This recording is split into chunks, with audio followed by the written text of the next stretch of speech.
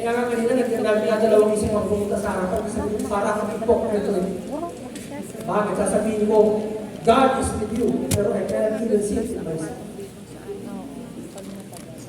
Pero hindi ibig sabihin na outright kanina, makikita mo na ng Diyos. We have to work, we have to struggle, so that the God that is in our heart should come out.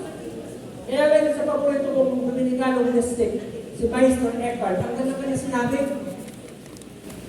nung tayo nilalang, ang Diyos ay nandyan sa puso natin. Sa katunayan, kung titignan yung pangalawang kwento ng creation sa Genesis, ang sabi ng Diyos, sabi ng aklat ng Genesis, ang ginawa ng Diyos ay, kumuha siya ng, ano yung material na ginamit niya? Putik, lupa. Ibig sabihin na natin katawang lupa, nasa lupa. Kaya kapag matanda ka na, may lupa. At ikaw malapit ka sa hukay, babalik ka sa lupa. For where it came from. Pero, ang tao ay hindi mula ng katawan. Ang tao ay mayroong kaluluwa. At doon sa kwento ng creation, paano nagkaroon ng kaluluwa ng tao? The breath of God. Kaya nga yung hininga na yan, mapango yan kasi buhay yan. Hindi ba? Kaya nga pag namatay ang tao, nakakita na kayo yung taong namamatay? Anong forma ng taong namamatay? Nalalamutan ng hininga. Yan, yun yung doon, yung ginagamit natin term. Pero yung physical attribute, tingnan niyo yung mukha. Anong mukha ng taong namamatay? Nakakanga. Kaya pag yung mga patay,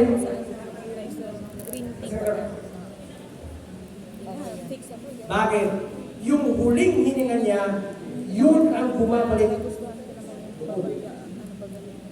Yung spirito na yun, the last breath goes back to where it comes from. Or whatever it came from.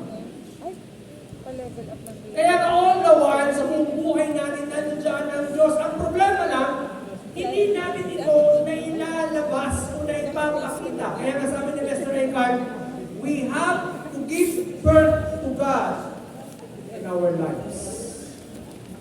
Ibig sabihin, sa bawat minuto ng buhay natin, na ipapaknak natin ang Diyos para makita ng iba.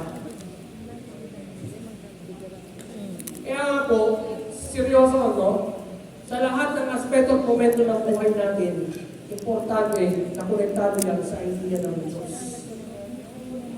Kaya kanina babalikan ko yung sinabi with regard to taking PhD, MA, hindi po yan aliwas sa kaisipan ng Diyos. Dahil sa iyong pagpapalago ng talentong meron ka, yun ay pagbibigay pugay sa nagbigay niyan sa iyo.